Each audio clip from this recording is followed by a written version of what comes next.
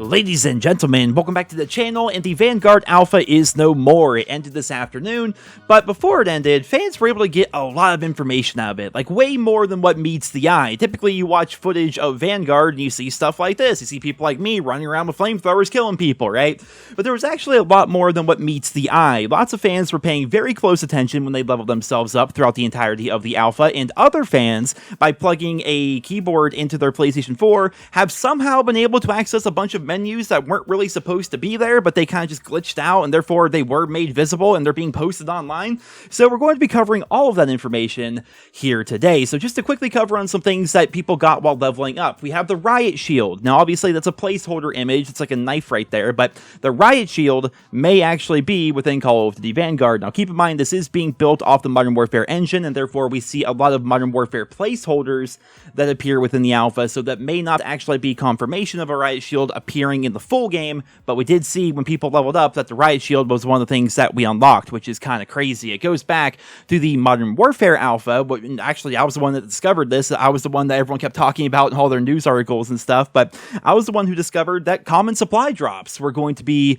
in Modern Warfare 2019, and apparently that was just a leftover asset. That's what they said anyway. Turns out that's not true. There's a bunch of like actual assets like in the game files that show what supply drops were supposed to look like in Modern Warfare 2019, but they scrapped all that based on player feedback and how upset everyone was at the very notion that supply drops were going to be returning. So maybe the Riot Shield is going to be the same thing. It could be a leftover asset. It could be something that we could be seeing in the full game. I suppose we're going to have to wait and see. It is worth mentioning that we did see Riot Shields within Call of Duty World War II. Moving along here, we have the bazooka. That's to be expected, like the game's going to have launchers, but the bazooka is going to be returning. Here we see Dead Silence. Now this looks exactly like the Dead Silence that we saw in Modern Warfare. Again, probably a leftover asset, but at the same time, leaks and rumors have been suggesting for a while now that Dead Silence is going to be a field upgrade rather than a perk, and here we see the Dead Silence field upgrade from Modern Warfare.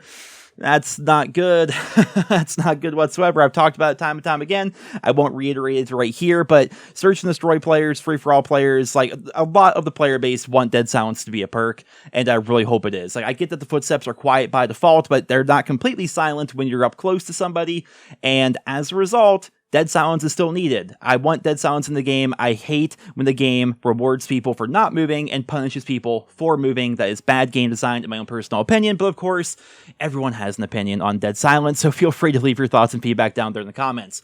Here we see an odd glitch, apparently. So this is a chrome-ish, silver-ish, I don't know what to call that, STG-44. Now, this has raised a lot of eyebrows throughout the entire Call of Duty community because everyone remembers how bad Chrome was back in Call of Duty World War II. Like, it was the camo that you got for doing every single weapon challenge in the game. It was the World War II equivalent of dark matter, and you couldn't even tell it was on half the guns because most of the variants in the game also had chrome on them. So you really got nothing for completing every single weapon challenge in the game. Chrome was awful. It is hands down the worst mastery camo in Call of Duty history. And here we see like this chromish, silverish STG-44. This may have just been a texture glitch.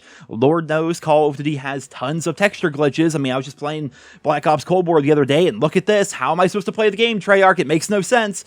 But yeah, going back to it, the chromish, silverish STG could be indicative of Chrome returning, but if it does return, I hope it's the camo you get for getting like 25 headshots, because it's not worth anything more than that, at least in my own personal opinion. Now, here we get our first look at Creator Class, as well as Gunsmith, and it looks like you can have like up to 10 attachments on your weapons by default, and that seems kind of silly, but then again, at the same time, anytime we see something that seems incredibly outlandish like this, two things happen.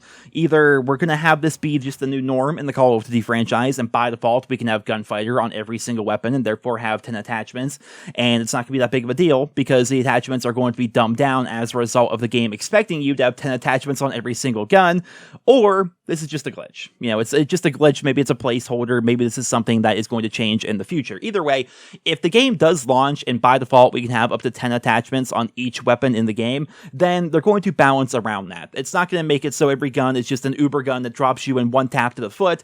What it's going to do is they're going to make it so the foregrips, for example, don't reduce recoil as much as they used to. They're going to make it so range extending barrels don't give you as much range as they used to. If you're going to have 10 attachments on your gun, each attachment by itself is going to be weaker to make it so your guns aren't ridiculously powerful. That's how other games do this kind of thing, and that's how I imagine Call of Duty would do this should the game actually launch with 10 attachments. But again, we're seeing stuff that wasn't even really meant to be seen in the alpha, and as a result, everything is subject to change. This is a work in progress. It's an alpha. Take everything here with a grain of salt. Now, here we see the stats of the STG-44, so this feature is returning, which I think is a good feature. It definitely makes the jobs of people like Drifter and Ace and JGod and True Game Data a little bit easier, but the problem is, as we've seen in the past, sometimes these numbers aren't even accurate, which is just, I can't imagine how stressful their jobs have to be, because the game just says, oh yeah, here's the fire rate, but in reality, that's not the actual fire rate, because they give you the wrong numbers. Like,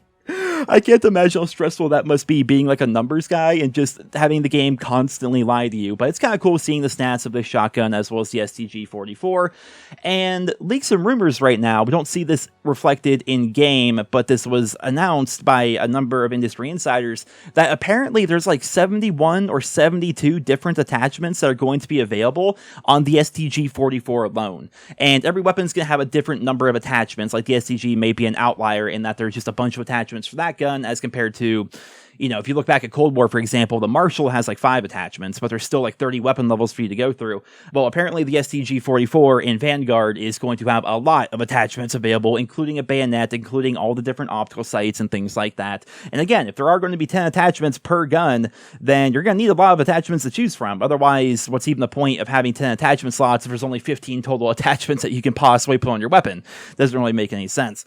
But yeah, there you guys have it. I mean, those are some of the leaks and those are some of the rumors. Those are some of the things that we saw during the Vanguard Alpha that maybe you guys didn't know about. So I figured I should go ahead and just show you guys some of this stuff right here. Here we get to see that the game really does look like Modern Warfare 2019/Cold War when it comes to its menus. But then again, these are all just possibly placeholders. It's an alpha. We don't know for a fact if any of the stuff is actually going to ship this way, but we see things like Overkill. We see some of the perks that we saw being used during the alpha itself. So yeah, I mean, Vanguard, there you have it. The full multiplayer reveal is September 7th. Like, that's the thing, right? Everyone keeps talking about Vanguard, and they're making all these assumptions based on a side mode, right? You can't just come to a conclusion on the entirety of the game's multiplayer just from looking at a side game mode. That's like going back to Modern Warfare 2019 and playing the Gunfight Alpha and then making a decision from the Gunfight Alpha whether or not the game was going to be shit. I mean, obviously, we can take a lot of information from the alpha, even a gunfight or even a Champions Hill alpha. We get an idea for the time to kill, we get an idea of the recoil, we get an idea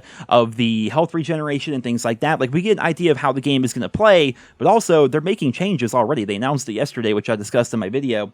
They're going to be making changes even based on what they saw here in the alpha. So the stuff we see in the beta, which is going to be the full multiplayer as compared to just being Champions Hill, is going to be a lot different. And they're going to be rebalancing a lot of things. Then, of course, we're actually playing normal COD. We're going to be playing Team Deathmatch, you know, Kill Confirm, Domination, Hardpoint, things like that on the actual multiplayer maps. So I'm interested to see how that's going to play out. I mean, right now we have so many questions. We have some answers. That's what's nice. Every day we seem to get more answers about what Vanguard is going to be like from a multiplayer perspective. But anytime we get an answer, it just raises more questions, which I suppose is what makes this time of year so interesting when you're a Call of Duty fan. I would honestly argue, like, the pre-launch hype and, like, learning about the game and the leaks and the rumors and the alphas and the betas, that's almost more fun than when the full game comes out. I take that back. When the full game comes out, I think it's probably the most fun time of the year, but that kind of wears off pretty quick. It has, like, that honeymoon phase, whereas, like, after a week, you've kind of experienced everything if you're a hardcore player anyway, but leading up to it, like, the anticipation of the launch and the alphas and the betas and all this stuff, right? This is the most fun time of the year, at least from a YouTuber's perspective. I'd love to know what you guys think about that